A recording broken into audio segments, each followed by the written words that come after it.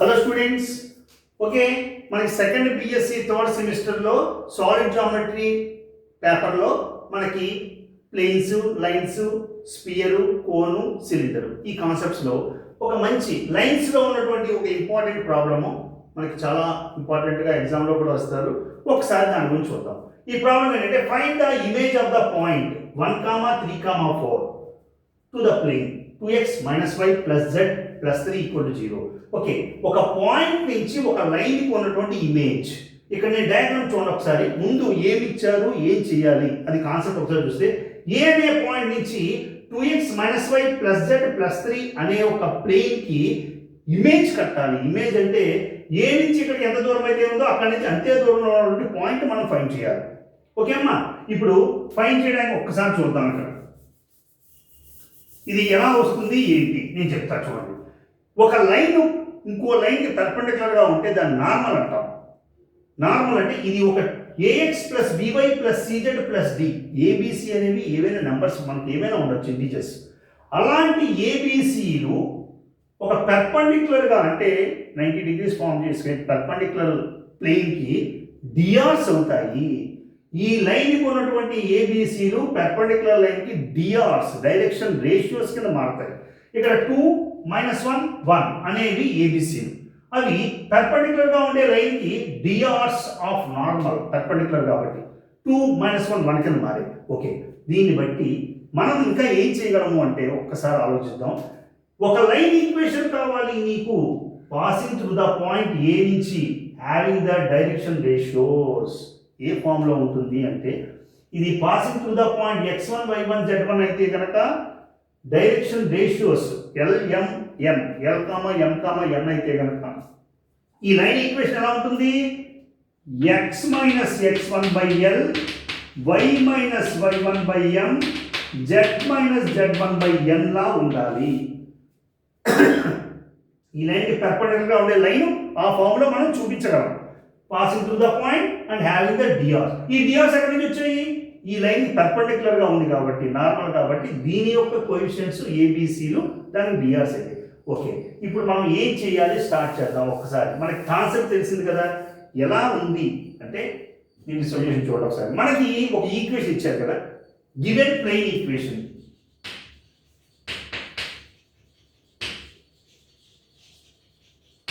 అదేంటది? 2x - y + z + 3 = 0. దాన్ని 1 అనుకోండి.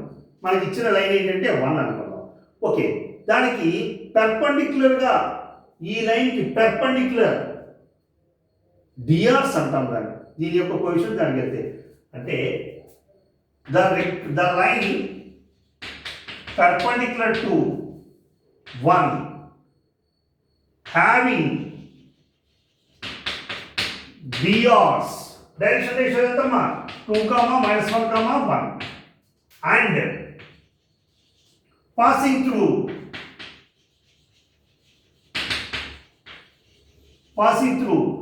ఇది x1, y1, z1 అంటే 1, 3, 4. 1, 3, 4 అనే పాయింట్ నుంచి వెళ్తూ ఉండాలి, డిఆర్స్ ఇవి ఉండాలి. అలాంటిది ఇలా ఉంటుందని చెప్పాను నేను. అంటే ద పర్పెండిక్యులర్ లైన్, ఆ పర్పెండిక్యులర్గా ఉన్న line equation having the DRs and passing through the point in the form is in the form ఎలా ఉంటుంది?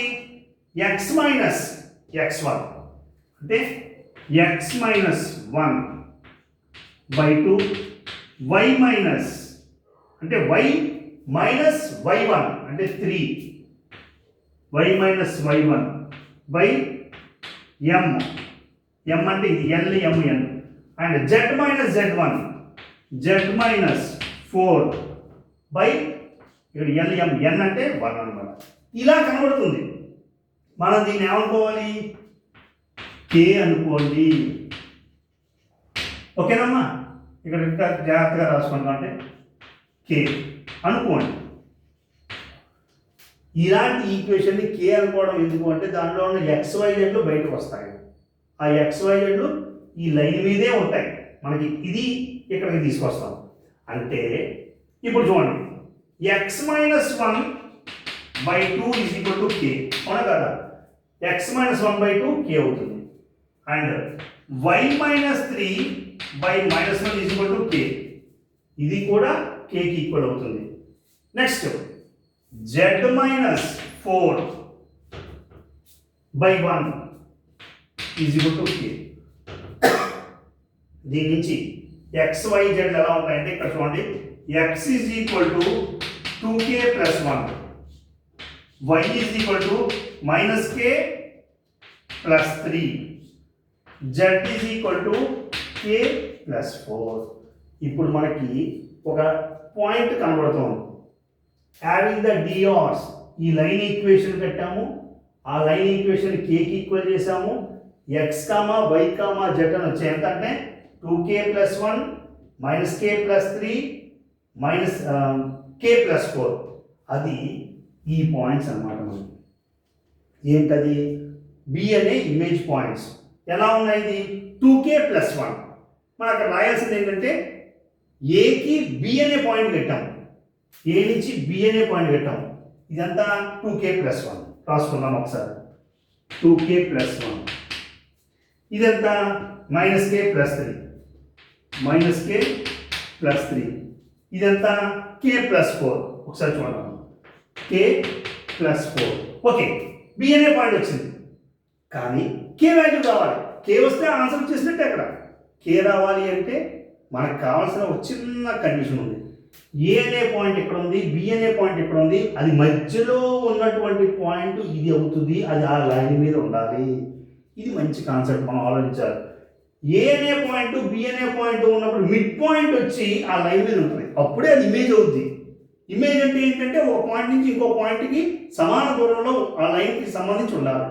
సమానంగా ఉంది అంటే దాని యొక్క మిడ్ పాయింట్ వచ్చి ఈ లైన్ మీద ఉండాలి. నాకు కావాల్సింది అంటే ఇప్పుడు ఏ బిలు రెండు తెలిసాయి. ఎలాగా? ఏ ఈజ్ ఈక్వల్ టు 1,3,4 అన్నాను. బి అనేది ఇక్కడ మనం తీసుకున్న పాయింట్ వచ్చింది 2k plus 1 -k plus 3 k plus 4 అని తీసుకున్నాం. మరి ఏకి బికి మిడ్ పాయింట్ ఈ లైన్ మీద ఉంటుంది అంటే ఆ పాయింట్ నాకు కావాలి. Then mid point of AB. మరి రెండు పాయింట్స్ ఇచ్చినప్పుడు మిడ్ పాయింట్ కావాలంటే ఇది x1 y1 z1, x2 y2 z2. రెండు పాయింట్స్కి మిడ్ పాయింట్ ఎలా కడతాము? x1 plus x2 by2 y1 plus y2 by2 z1 plus z2 by2. Okay, ఈ రెండు x కోఆర్డినేట్స్ కలిపేసి by2 z. మిడ్ పాయింట్ అంటే అంతే కదా. ఇప్పుడు చూడండి, x1 అంటే 1 ప్లస్ 2k ప్లస్ 1 by2 ఎలా వస్తుంది? ఇక్కడ చిన్నగా చూడండి, 1 plus 2k plus 1 by2, 1 plus 2k plus 1 by2. ఇక్కడ 3 plus -k plus 3 by2, k plus 3 కదా అక్కడ. ఒకసారి చూద్దాం, 3 ప్లస్ ఇక్కడంతా -k ప్లస్ 3 అంటే 3 -k plus 3 by2, y1 plus y2 by2. ఇక్కడ 4 plus k plus 4 by2, 4 plus k plus 4 by2. ఇది నా మిడ్ పాయింట్ అన్నమాట. మిడ్ పాయింట్ అనేది కరెక్ట్గా ఈ లైన్ ఈ పాయింట్ దగ్గర ఉంటుంది. ఈ పాయింట్ దగ్గర ఉన్నటువంటి పాయింట్ ఈ మిడ్ పాయింట్ ఈ లైన్ మీద ఉంటుంది, అది నాకు తెలుసు. కాబట్టి ఇదంతా 2k ప్లస్ 2 by2 అంటే దీన్ని ఏమని రాస్తానంటే 2k ప్లస్ 2 by2. ఇది 3 అంటే 6 అయింది, -k ప్లస్ 6 by2. ఇక్కడ 4 అంటే 8 అయింది, k ప్లస్ 8 by2. ఏమా మిడ్ పాయింట్ పెట్టేశాను. మరి నాకు తెలుసున్నంత వరకు మిడ్ పాయింట్ అనేది ఈ లైన్ మీద ఉంది. నాకు k కావాలి. k కావాలి అంటే ఈ పాయింట్ ఇందులో సబ్స్టిట్యూట్ చేయాలి.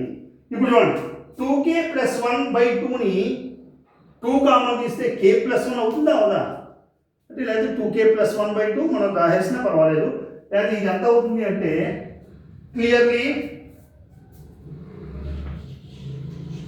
మనకి అది 2 కామన్ తీసుకున్నాం అనుకోండి, ఇక్కడ 2 క్యాన్సిల్ అయిపోతే k ప్లస్ 1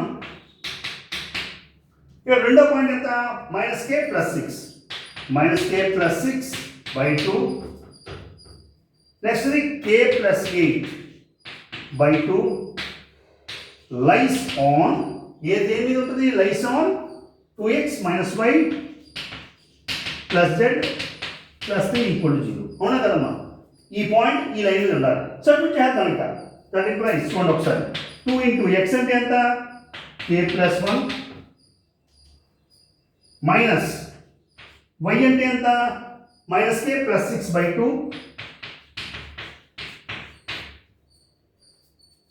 ప్లస్ z అంటే ఎంత అమ్మా ప్లస్ k+8/2 z అనేది k+8/2 + 3 = 0 మనం ఎందుకు ఇంత కష్టపడతామంటే k వాల్యూ కావాలి k వస్తేనే కానీ ఇమేజ్ రాదు కాబట్టి ఇక్కడ చూడండి మల్టిప్లై చేసేద్దాం ఇంకా that implies 2 × k 2k + 2 2 × k 2k + 2 ఇక్కడ చూడండి minus into minus plus minus into plus minus అవుతుంది అంటే ప్లస్ k -6/2 ఇక్కడ చూడండి k+8/2 plus k+8/2 plus 3 = 0 LCM 2 తీసుకుందాం ఇక్కడ 2 తీసుకున్నా మనకి 2ని 3ని కలిపేసాం అనుకోండి 5 అయిపోతుంది ఒకసారి k వాల్యూ కోసమే మనం కష్టపడుతున్నాం కాబట్టి ఇక్కడ 2k ఎల్సిఎం మొత్తం ఓవరాల్గా ఒకసారి చూడమ్మా ఇక్కడ 1 ఇక్కడ 1 ఇక్కడ కూడా 1 ఉంది అంటే ఎల్సిఎం 2 అయింది ఓకే ఈ 2ని ఎలా క్రాస్ మల్టిప్లై చేస్తే ఎల్సిఎం క్యాన్సిల్ అయిపోతుంది అది 2 క్యాన్సిల్ అయిపోతుంది ఇప్పుడు దీన్ని 2తో మల్టిప్లై చేస్తే that implies 4k plus 4 plus ఇది 2 ఎల్సిఎం కాబట్టి k-6 ప్లస్ k+8 ప్లస్ ఇక్కడ 1 ఉంది కాబట్టి 6 = 0 ఇప్పుడు నేను ఏం చేస్తాను 4k + k 5k + k 6k అవుతుంది అంటే దట్ ఇంప్లైస్ 6k k కలిపేసాను ఇక్కడ 4 -6 అంటే -2 ఇక్కడ ఓపెన్ చేద్దాం +6 -6 కొట్టేద్దాం +6 -6 క్యాన్సిల్ అయిపోయాయి ఇక్కడ ఎంత ఉంది 4 ఇక్కడ ఎంత ఉంది 8 4 + 8 ఎంత 12 అంటే +12 = 0 ఒక్కసారి చూడండి ఇది అటు పట్టుకెళ్తే -12 అవుతుంది -12/6 అంటే -2 అవుతుంది అంటే k = -2 k వాల్యూ ఎంత వచ్చిందమ్మా -2 వచ్చింది k వాల్యూ -2ని మనం ఈ ఇమేజ్లో పెట్టాలి కాబట్టి ఇమేజ్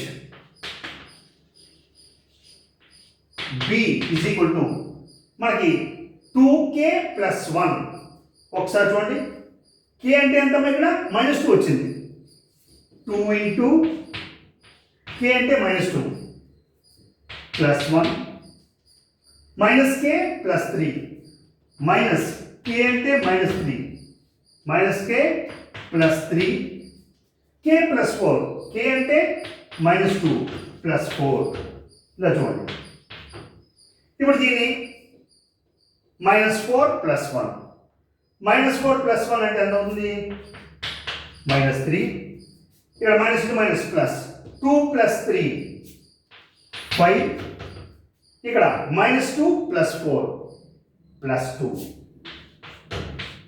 ఈజ్ ద